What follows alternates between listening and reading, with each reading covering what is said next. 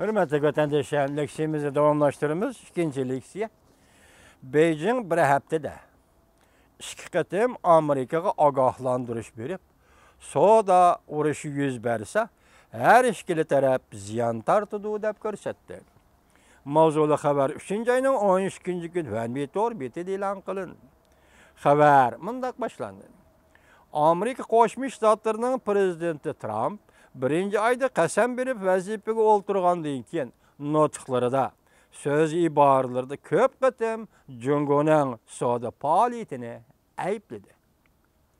3-oyning 11-kuni Jungo Amerikaga ogohlantirish berib, agar savdo urushi portlaydigan bo'lsa, prezident Trump o'zining savdo tahdidini agar ishga oshiradigan bo'lsa, Jungo Amerika o'xshashla ziyon tortadi deb ko'rsatdi. Fransiya agentligi 3-oyning 11-kuni xabar qilib, mundaq ko'rsatdi. Amerika Qo'shma Shtatlarining prezidenti Trump birinchi oyda vazifaga o'ltirgandan beri Jungoni ayblab, adolatsiz savdo siyosatidan foydalanib, Amerikaning qo'lidan ish kunini o'g'irlab ketdi dedi. U yana tahdid silib, Jungo bu holatni o'zgartmaydi ekan, u holda yuqori normalik boj qo'yib o'ch olamiz deb ko'rsatdi. Jungo savdo ministrligining ministri Jongshan bu to'g'rida mundaq ko'rsatdi. Jungo Amerika o'rtasida savdo urushi bo'ladigan bo'lsa, har ikki taraf ziyon tortamiz. Jongshan mundaq ko'rsatdi. Yaqinqi 10 yildan beri Amerikaning Jungoga eksporti 11% atrofida oshdi. Balki Jungoning Amerikaga eksporti 6% bo'ldi.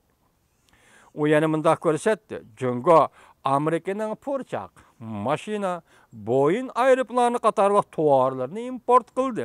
Bular to'liq ko'rsatdiki, Amerika bilan Jungo bir-biri uchun intayin muhim davlatlar.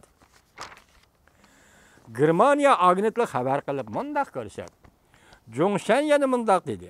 2016-yil Amerika Jungo qo'sh taraflik tovar mallar savdosi 500 milliard 196 million dollarga yetdi. 1979-yili Jungo Amerika diplomatik munosabat o'rnatgan vaqtga solishtirganda, o'rtada savdo 207% oshdi. Jongshan mundaq dedi. Nurg'ulg'an Amerikalik do'stlar, g'arblik do'stlar Jungo Amerikadan ayrilolmaydi deyishdi.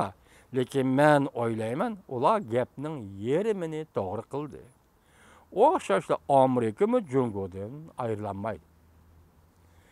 Tashqari dunyo ikki cho'ng davlatning iqtisodiy munosabatlari dunyoga ko'rsatdi deyishdi. Amerika Qo'shma Shtatlarining savdo ministri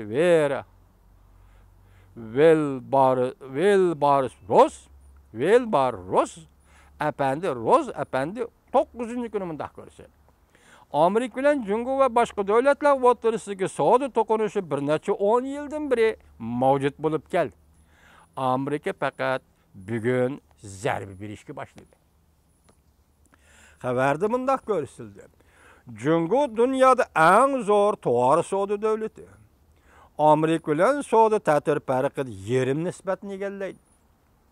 300 milliard 500 million atrofida. Jungoning savdo farqi, ta'tir farqi Amerikadan naf oldigan. Mushu 300 milliard 500 million naq pul Jungoning cho'ntikiga tushadi degan gap. 300 milliard 500 million atrofida. Nurg'un alomatlar ko'rsatdiki, Amerika Qo'shma Shtatlari hukumati savdoda qo'g'dinish xarakterli planni ishga oshirishni o'ylashayotgan bir paytda Jongshanning bu so'z iboralari bir hafta ichida ikki qatim Amerika bilan Jungo o'rtasida savdo urushi portlash mumkinligi to'g'risida bergan ogohlantirish bo'lib hisoblandi. Xabarlar qaraganda Amerika Qo'shma Shtatlari savdo vakillari umiga diqqat turan efendim, biz mush jumla uchun mush xabarni tayyorladik. Xabarlar qaraganda Amerika Qo'shma Shtatlari savdo vakillari umiga o'tgan hafta Amerika Davlat Mahkamasiga xat topshirib, Amerikaliklar Dunyo savdo tashkilotining qarorini bevosita qabul qilmaydi. Bu hüküm Jungo Savdo Ministerligining bu tashkilotning prinsiplariga sal qarash, Ötken asırning 30-yillarda yuz bergen soda urushining katang'iga tushirib qo'ydi deb ogohlantirish berishini keltirib chiqadi. Diqqat vatandaşım, kardeşim turan nim deydi?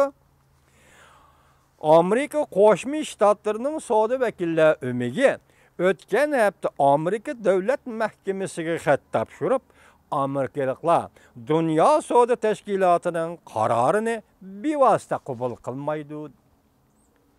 Dunyo Soda Tashkilotining qarorini Amerikaliklar qabul qilmaydi. Demak, bu yerda cho'ng bir signal kelyapti, hurmatli qarindoshim, turan apadi.